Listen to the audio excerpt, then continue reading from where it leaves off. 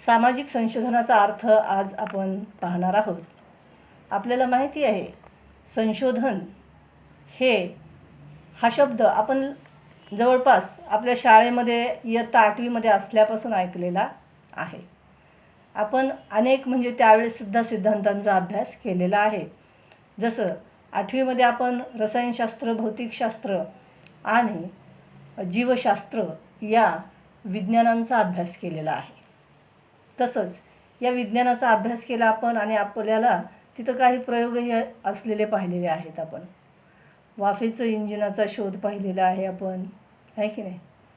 त्याचबरोबर वस्तुमान आणि गतीचा संबंध असलेला, आकारमानाचा संबंध, ही सगळी भौतिकशास्त्रातली सूत्र आपण त्या ठिकाणी पाहिलेली आहेत. त्यानंतर रसायनशास्त्रामध्ये आपण पाणी कसं तयार होतं हेही बघितलेलं आहे. पाण्याचं काय आहे तर एक सूत्र आहे आणि त्यानुसार पाणी तयार होतं असं रसायनशास्त्र सांगतं. तर हे आपण सगळं बघितलेलं आहे. हे सगळे प्रयोग काय आहेत तर तिथं प्रयोगशाळेमध्ये केले जातात. प्रयोगशाळेमध्ये तुम्ही गेलाही असाल त्यावेळेस. पण ही कशी आहेत तर नैसर्गिक शास्त्र आहेत, ती नॅचरल सायन्सेस आहेत आणि आपलं काय आहे सोशल सायन्स आहे. त्यामुळे नैसर्गिक शास्त्रामध्ये ज्याप्रमाणे संशोधन केलं जातं तसं संशोधन हे सामाजिक शास्त्रामध्ये होत नसतं. नैसर्गिक शास्त्रामध्ये ज्या साधनांचा वापर संशोधनासाठी केला जातो त्या साधनांचा वापर आपणही करतो, पण काही साधनांचा आपल्याला करता येतो. नैसर्गिक शास्त्र आणि सामाजिक शास्त्र यामधला मूलभूत फरक म्हणजे काय आपल्याला तो सांगता येईल की नैसर्गिक शास्त्रांची प्रयोगशाळा असते. एका विशिष्ट खोलीमध्ये ती सगळी साहित्य त्या ठिकाणी मांडलेली असतात आणि त्या ठिकाणी संशोधक हे संशोधन करण्याचं काम करत असतात.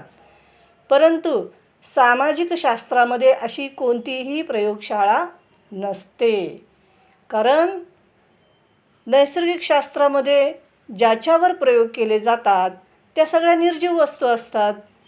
पण सामाजिक शास्त्रामध्ये मात्र काय आहे तर समाज हीच प्रयोगशाळा आहे. म्हणून सामाजिक शास्त्रांचे अभ्यासकर्ते किंवा संशोधक हे समाजामध्ये राहूनच संशोधन करत असतात. समाजामध्ये राहूनच समाजाचे निरीक्षण करत असतात, परीक्षण करत असतात, मिळालेल्या माहितीचं वर्गीकरण करण्याचं काम करत असतात, मिळालेल्या माहितीचं विश्लेषण करतात आणि त्या विश्लेषणातून निष्कर्ष मांडण्याचा प्रयत्न करत असतात. तर ह्या अशा पद्धतींचा वापर हा सामाजिक शास्त्रातल्या संशोधनासाठी केला जातो. नैसर्गिक शास्त्रामध्ये मात्र निर्जीव वस्तूंवर प्रयोग केले जातात.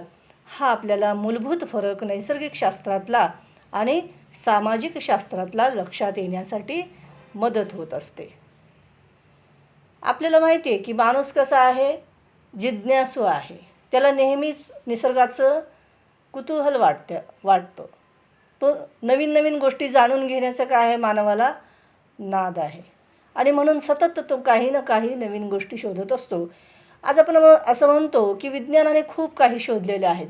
आज खूप सुखसोयी आपल्या पायाशी लोळण घेत आहेत. आपल्याला ज्या पाहिजे वस्तू त्या आपण खरेदी करत आहोत.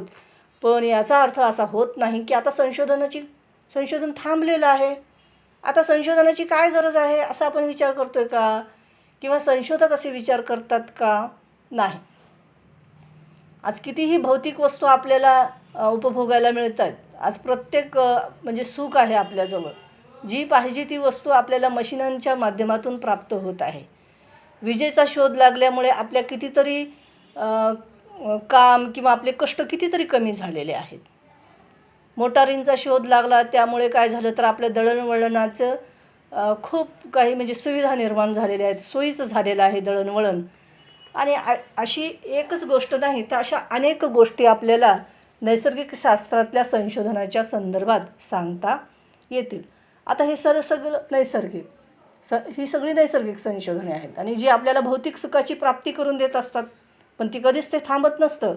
आज जरी सगळं आपल्याला प्राप्त झालेलं असलं तरी देखील संशोधन चालू आहे. संशोधनाची प्रक्रिया ही कधीच थांबलेली नसते. म्हणजेच काय आहे तर संशोधन हे निरंतर चालू असतं. त्याच्यात कधीच खंड पडत नाही. जसं आपल्याला माहिती आहे की आता उदाहरणार्थ एखाद्या टी व्हीचं किंवा एखाद्या मोबाईलचं जर उदाहरण घेतलं आपण, तर सुरुवातीचं जेव्हा ते बाजारामध्ये आले किंवा सुरुवातीला जेव्हा त्याचा शोध लागला आणि समाजाच्या उपयोगासाठी जेव्हा त्या बाजारात आल्या, तेव्हा त्याचं स्वरूप कसं होतं आणि मग आजचं स्वरूप कसं आहे ह्याच्यातला आपल्याला फरक लक्षात येतो, आहे की नाही. आता सुरुवातीला जे मोबाईल आले होते, तर ते मोबाईल हे अशा प्रकारचे आजच्या मोबाईलसारखे होते का? नाही, अतिशय साधे, फक्त केवळ बोलणं एवढंच त्याचं काम होतं. पण आता काय झालेलं आहे, आता त्याच्यामध्ये इतकं संशोधन झालेलं आहे, इतकं संशोधन झालेलं आहे की आज प्रत्येक गोष्टीसाठी आपण त्याच्यामध्येच पाहत असतो. अगदी बघा, आता आपण शिकण्याची प्रक्रिया ही आता आपण त्या छोट्याशा मोबाईलमधून करत आहोत, आहे की नाही. आपल्याला ऑनलाईन क्लासेसची उपलब्धता, अशा आता ही नैसर्गिक आपत्ती जी आली आहे कोरोनाची, ही कशी आहे? नैसर्गिक आपत्ती आहे. मग ही आली, आता ही आपत्ती आता गेल्या 6 महिन्यापासून आपण ह्या आपत्तीला तोंड देतो आहे. पण इतक्या दिवस वाट पाहिल्यानंतरही काय आहे, तर ही समस्या अजूनही कमी झालेली नाही किंवा या समस्येचं निर्मूलन झालेलं नाही. प्रयत्न चालू आहेत, पण आणखीनही आपल्याला 100% यश मिळालेलं नाही. आणि मग अशा परिस्थितीमध्ये आता शाळा महाविद्यालये काय झालेली आहेत, तर त्यांना इतर पर्यायांचा अवलंब करावा लागत आहे. आणि आता ती कशी चालू झाली आहेत, तर ह्या आधुनिक तंत्रज्ञानाच्या मदतीने आता आपण ऑनलाईन क्लासेसही चालू केलेले आहेत. म्हणजे काय केलेलं आहे आपण, तर त्या नैसर्गिक संकटांवर मात करण्याचा प्रयत्न करत आहोत. या नैसर्गिक संकटावर मात करण्यासाठी आपण कोणाची मदत घेतली? संशोधनाची मदत घेतलेली आहे ना. काय संशोधन आहे? ह्या टेक्नॉलॉजीमध्ये जे काही संशोधन झालेलं आहे, अधिक जे संशोधन होत आहे, तर त्याचा फायदा आपण घेऊन त्यावर मात करत आहोत. आणि शिक्षणाच्या प्रक्रियेला आपण काय केलेलं आहे, तर आज आपण चालू केलेलं आहे. तर प्रथम ही अशा प्रकारची नैसर्गिक आपत्ती आपल्यावर येऊन ठापलेली आहे, तरी देखील आपण त्याच्यातून मार्ग काढण्याचा मानवाने प्रयत्न केलेला आहे. म्हणजे मानव काय आहे, तर इतका बुद्धिमान आहे की तो प्रत्येक समस्यांवर आपलं काय तोडगा शोधण्याचा प्रयत्न हा करतच असतो. ते त्याच्या जिज्ञासू वृत्तीमुळे. आणि मानव हा बुद्धिमान असल्यामुळे काय आहे, तर तो नेहमी नवीन नवीन गोष्टींचा शोध घेत असतो. वैज्ञानिक संशोधनातूनच ज्ञानाचा शोध घेतल्यास खऱ्या अर्थाने ते ज्ञान वस्तुनिष्ठ राहील. आपल्याला काय आहे, तर वैज्ञानिक पद्धतीचा अवलंब करावा लागतो संशोधनामध्ये. आता काय आहे ही वैज्ञानिक पद्धती, किंवा ज्याला विज्ञान पद्धती असंही म्हटलं जातं, ज्याला शास्त्रीय पद्धती असंही म्हटलं जातं. मग याच्यामध्ये कोणत्या प्रक्रियांचा वापर केला जातो किंवा कोणत्या साधनांचा वापर केला जातो, तर नैसर्गिक शास्त्रामध्ये संशोधन करण्यासाठी ज्या पद्धतींचा अवलंब केला जातो, त्याच पद्धतींचा अवलंब हा याही ठिकाणी केला जातो. भले इकडे आपण सजीव माणसांचा अभ्यास करतोय, नैसर्गिक शास्त्र हे निर्जीव घटकांचा अभ्यास करतात, पण सामाजिक संशोधक हे काय आहेत, तर मानवी समाजाचा अभ्यास करतात. समाज हा कसा आहे, अमूर्त आहे असं आपण बघितलेलं आहे, पण तरी देखील मूर्त व्यक्तींचाच आपण त्या ठिकाणी अभ्यास करत असतो. म्हणून आपल्याला देखील नैसर्गिक शास्त्रातल्या संशोधन पद्धतींचा, काही साधनांचा आपल्याला वापर हा करावाच लागतो. आणि तो केला तरच काय आहे, तर त्याला शास्त्र म्हणता येईल. जर आपण या शास्त्रीय पद्धतींचा अवलंब केला नाही, तर मग आपलं सामाजिक शास्त्र असं म्हणता येणार नाही आपल्याला. मग आपल्याला काय म्हणावं लागेल, ते सामाजिक तत्त्वज्ञान आहे. ती तत्त्वज्ञानी अभ्यासाची पद्धती झाली, आहे की नाही. म्हणजे पूर्वी जेव्हा समाजशास्त्र हा शब्द उदयाला आलेला नव्हता किंवा शास्त्रीय पद्धतीनं समाजाचा अभ्यास केला जात नव्हता, तर त्या पद्धतीनं सामाजिक तत्त्वज्ञान असं म्हटलं जात असत. म्हणजे सामाजिक शास्त्राचा उदय झाला आणि मग समाजाचा अभ्यास होण्यासाठी सुरुवात झाली असं काही नाही आहे. तर त्याच्या अगोदरही काय आहे, समाजाचा अभ्यास हा होत होता, परंतु नैसर्गिक शास्त्रांच्या अभ्यासाची जी पद्धत आहे ती काही या ठिकाणी नव्हती. आणि दुसरे तत्त्व म्हणजे काय आहे, तर कार्यकारण भावाचाही अवलंब केला जातो. म्हणजेच सामाजिक घटना ज्या घडत असतात, आता नैसर्गिक शास्त्र काय, तर वस्तूंवर प्रयोग करतात, वस्तूंचं निरीक्षण करतात, परीक्षण करतात. पण आपल्याकडे मात्र सामाजिक संशोधनामध्ये वस्तूंचं आपण काही करत नाही, तर समाजाचं करत असतो. म्हणजेच काय, तर जिवंत व्यक्तींचा या ठिकाणी अभ्यास होत असतो. आणि त्यामुळे आपल्याला कार्यकारण भाव जाणून घ्यावे लागतात, की एखाद्या घटनेच्या मागची काय कारणं आहेत, ही घटना का घडलेली आहे. तर जे जे आहे तसंच मांडलं जातं. काय आहे याचा अभ्यास समाजशास्त्र करत असतं. या कार्यकारण भावामुळे तथ्यांचा अर्थ, त्यांचा पारस्परिक संबंध आणि विद्यमान ज्ञानाशी त्यांचा संबंध निश्चित केला जातो. वैज्ञानिक संशोधनाची 2 आवश्यक तत्वे जर सामाजिक तथ्यांच्या संबंधित संशोधनात असतील आणि वैज्ञानिक पद्धतीच्या आधारे जर हे संशोधन करण्यात आले असेल, तरच त्याला सामाजिक संशोधन असं म्हटलं जातं. म्हणजे काय सामाजिक संशोधन, तर सामाजिक घटनांचा अभ्यास करण्यासाठी वापरण्यात येणारी वैज्ञानिक पद्धती म्हणजेच सामाजिक संशोधन होय. अशी एक सोपी व्याख्या आपल्याला किंवा एक सोपा अर्थ आपल्याला सांगता येईल. सामाजिक संशोधन काय आहे, तर सामाजिक घटनांचा अभ्यास करण्यासाठी वापरण्यात येणारी वैज्ञानिक पद्धती म्हणजेच सामाजिक संशोधन होय. या दृष्टिकोनातून कोणत्याही सामाजिक समस्या सोडवण्यासाठी आपल्याला गृहीत कृत्यांचे परीक्षण करावे लागते. गृहीत कृत्य म्हणजे काय, आता हे नंतर तुम्हाला हळूहळू माहिती होईल. जसं जसं तुम्ही ह्या संशोधन पद्धती शिकणार आहात, तर एक एक संकल्पनेची आपली ओळख होत जाणार आहे. मग इथं काय करावं लागतं, तर आपल्याला गृहीत कृत्यांचं परीक्षण करावं लागतं. नवीन घटनांचा शोध घ्यावा लागतो. विशिष्ट घटनांमधील नवीन संबंध शोधावे लागतात किंवा नवीन संबंध शोधण्याच्या उद्देशाने कोणत्या तरी योग्य पद्धतींचा उपयोग करणं, हा सुद्धा सामाजिक संशोधनाचा अर्थ आहे. सामाजिक संशोधन ही एक अशी क्रमबद्ध आणि वैज्ञानिक अध्ययन पद्धती आहे की ज्याच्या आधारावर सामाजिक घटनांच्या संबंधामध्ये नवीन ज्ञानाची प्राप्ती केली जाते, विद्यमान ज्ञानास प्रस्तुत केले जाते आणि वेगवेगळ्या घटनांमधील पारस्परिक संबंधांची आणि विद्यमान सिद्धांतांची पुनर्परीक्षा केली जाते. थोडक्यात सामाजिक घटना किंवा विद्यमान सिद्धांताच्या संबंधात नवीन ज्ञानाची प्राप्ती करण्यासाठी उपयोगात आणली जाणारी वैज्ञानिक पद्धती म्हणजे सामाजिक संशोधन होय. असाही सामाजिक संशोधनाचा आपल्याला अर्थ सांगता येतो. सामाजिक संशोधन हे कशासाठी केलं जातं, तर नवीन ज्ञानाच्या प्राप्तीसाठी केलं जातं. तसंच जे ज्ञान शोधलेलं आहे त्या ज्ञानाची पुनर्परीक्षा करण्यासाठी सुद्धा सामाजिक संशोधन हे केलं जातं. त्याचप्रमाणे वेगवेगळ्या सामाजिक घटनांमध्ये परस्पर काय संबंध आहे या पारस्परिक सहसंबंधांचं अध्ययन देखील सामाजिक शास्त्रांमध्ये केलं जातं. मग काय गरज आहे बाबा, एकदा संशोधन झाल्यानंतर परत त्याच विषयाचं संशोधन करण्याचं काय कारण आहे, तर त्याचं कारण असं आहे की जे सामाजिक संशोधन 30-35 वर्षापूर्वी झालेलं आहे, तर आजच्या परिस्थितीमध्ये ते संशोधन विद्यमान ज्ञानाशी आपल्याला पडताळून पाहावं लागेल. म्हणजे आज ते योग्य ठरतं आहे की नाही, आज त्याची समाजाला उपयोगिता आहे की नाही, हे आपल्याला पडताळावं लागतं.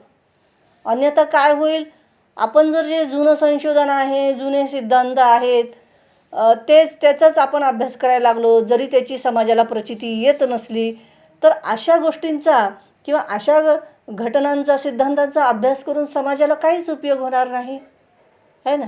कारण संशोधन कशी आहे, ही एक व्यापक प्रक्रिया आहे, ही एक दीर्घ काळ चालणारी प्रक्रिया आहे आणि त्यामुळे आपला वेळ, आपले परिश्रम आणि आपला पैसा ह्या तिन्ही गोष्टी संशोधनासाठी खर्च होत असतात.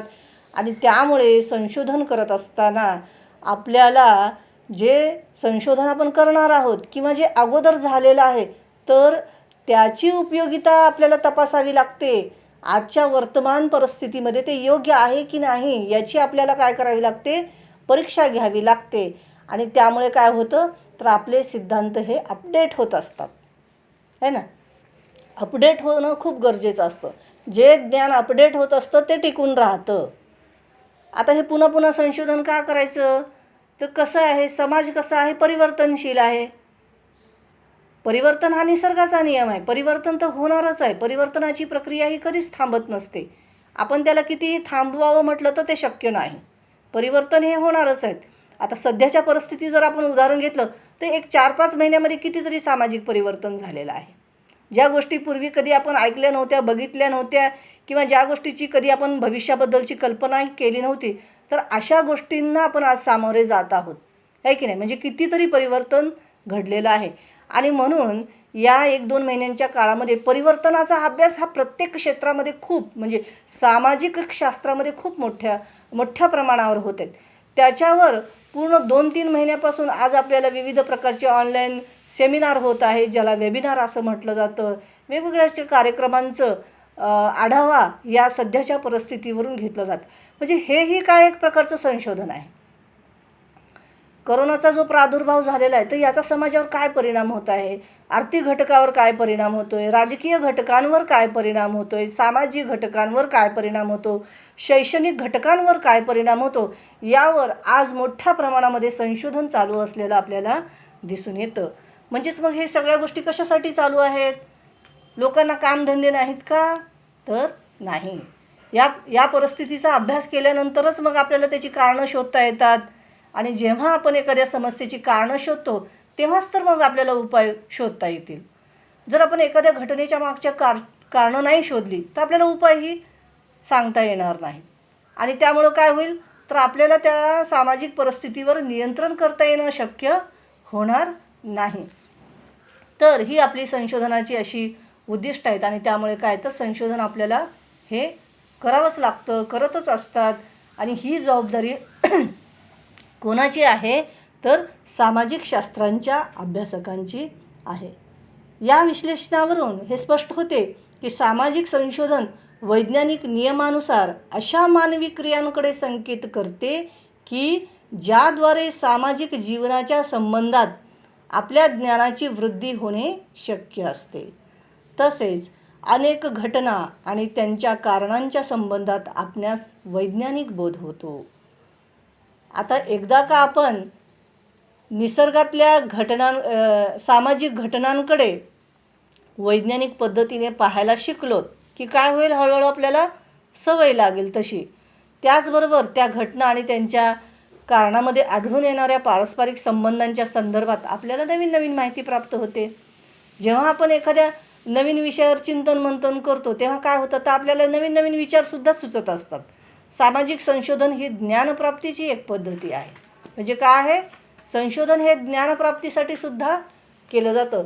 आणि त्याच्यातून काय होतं, तर बऱ्याच काही नवीन अभ्यास पद्धतींचा पण शोध लागला जातो की आपण ह्या पद्धतीने केलं पाहिजे, त्या पद्धतीने केलं पाहिजे. तर त्यासाठी मग काय करावं लागतं, सामाजिक संशोधन करत असताना कुठल्या पद्धतींचा वापर करावा लागतो, तर सामाजिक घटनांचं प्रथम आपल्याला निरीक्षण करावं लागतं. जसं नैसर्गिक शास्त्रांमध्ये निरीक्षण केलं जातं, है ना.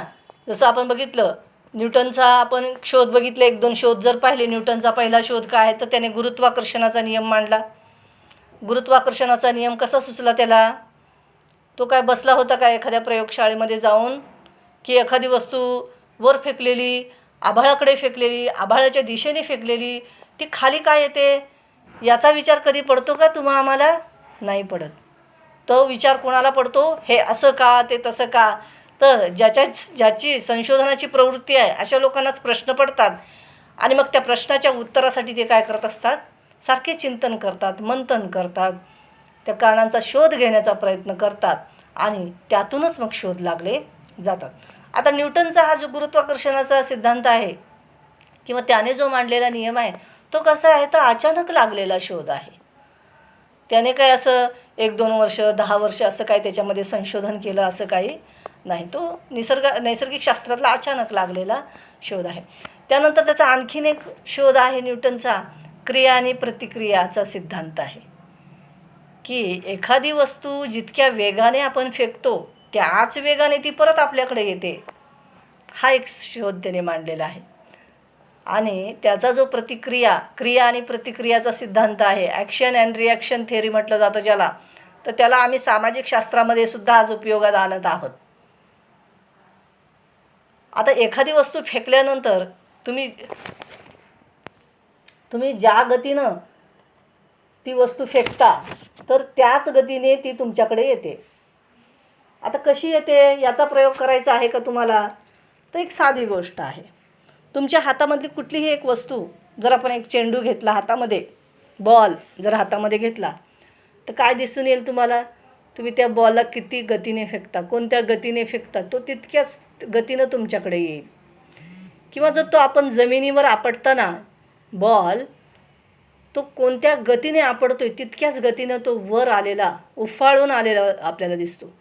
खूप अगदी जोरात तुम्ही आपटला जमिनीवर की खूप जोरात तो काय होतो, वर येत असतो. म्हणजे मग ह्याच्यातून काय आपल्याला दिसून येतं की जितकं म्हणजे आपण क्रिया करतो तर त्याच्या प्रतिक्रिया आपल्याला दिसून येतात. आता हा झाला नैसर्गिक सिद्धांत आहे, नैसर्गिक शास्त्रातला, पण आपण त्याला सामाजिक शास्त्रामध्ये सुद्धा वापर करत असतो. आता तू कसं करणार आहे हे तुम्हाला, आता तुम्ही शिकणार आहात सिद्धांत विचारवंतांचे वेगवेगळे, तर तिथं तुम्हाला हे सिद्धांत येणार आहे. कारण सामाजिक शास्त्रामध्ये देखील आपण नैसर्गिक शास्त्रातल्या सिद्धांताचा आधार घेतलेला आहे आणि तिथल्या पद्धतींचा वापर करून घेतलेला आहे. तर हे सगळं काय आहे, वैज्ञानिक पद्धती आहे आणि ह्याच पद्धतींचा अवलंब आपल्याला सामाजिक शास्त्रांसाठी सुद्धा करावा लागतो. या पद्धतींद्वारे आपण अज्ञात सामाजिक घटनांचा शोध घेण्याचा प्रयत्न करतो. त्याचप्रमाणे ज्या माहीत आहेत घटना किंवा ज्या ज्ञात आहेत सामाजिक घटनांचे विवेचन आणि विश्लेषण देखील आपण करतो. अशा प्रकारे सामाजिक संशोधन ही सामाजिक जीवनाच्या संबंधामध्ये सत्याचा शोध घेणारी वैज्ञानिक पद्धती आहे. सामाजिक संशोधन का करायचं आहे? तर आपल्याला सत्य शोधायचं आहे, सत्याकडं जायचं आहे. आणि म्हणून आपला एक विचारवंत आहे कार्ल पियर्सन, तो काय म्हणतो की सत्याकडे जाण्याचा कोणताही लघुमार्ग नाही. म्हणजे सत्य जर शोधायचं असेल आपल्याला तर there is a no shortcut way to find out the truth of universe. म्हणजे आपल्याला जर सत्य शोधायचं असेल तर कुठलाही शॉर्टकट लघुमार्ग नाही. आपल्याला सत्य शोधण्यासाठी त्याच्या ज्या पद्धती आहेत त्या पद्धतीनंच आपल्याला जावं लागणार आहे. भला हा मार्ग लांबून जाणारा असेल पण त्याला काय आहे, पर्याय नाही. तर अशा प्रकारे सामाजिक संशोधन काय आहे, तर सत्याचा शोध घेण्याचा आपला तो प्रयास आहे. जेव्हा आपण सत्य शोधू, आपल्याला कसंच सत्य शोधायचं आहे, तर सामाजिक घटनांच्या मागचं सत्य शोधायचं आहे, सामाजिक वास्तविकतेला जाणून घ्यायचं आहे, सामाजिक सत्याला जाणून घ्यायचं आहे. आणि जेव्हा आपण त्या वास्तविकतेला जाणून घेऊ तेव्हाच आपण सिद्धांताची निर्मिती करू शकू. आणि जर आपण सामाजिक सत्याला जर दूर लोटलं, त्याच्याकडे जर दुर्लक्ष केलं आणि आपण संशोधन केलं तर मग अशा संशोधनाला काहीही महत्त्व राहणार नाही. आपण जे संशोधन करतो ते समाजाच्या कल्याणासाठी करत असतो, समाजाच्या विकासासाठी, प्रगतीसाठी. समाजातली जी अंधश्रद्धा आहे, दारिद्र्य आहे, ह्या सगळ्या सामाजिक समस्या दूर व्हाव्यात, समाजाची प्रगती व्हावी, समाज हा प्रगतीकडे वाटचाल करावी म्हणून आपण सामाजिक संशोधन करत असतो. आणि म्हणून सामाजिक सत्याला डावलून इथे चालणार नाही. तर सत्याची कास धरली पाहिजेत संशोधकांनी. संशोधकाजवळ संशोधन करण्यासाठीचे गुण असणं खूप गरजेचं आहे. आणि जो संशोधक कोणत्याही परिस्थितीला न घाबरता निडरपणे जेव्हा तो सत्याला सामोरं आणत असतो तेव्हा त्याचं संशोधन हे निश्चितच समाजाला उपयुक्त ठरणारं असं असतं. तर हा आपला सामाजिक संशोधनाचा अर्थ झालेला आहे.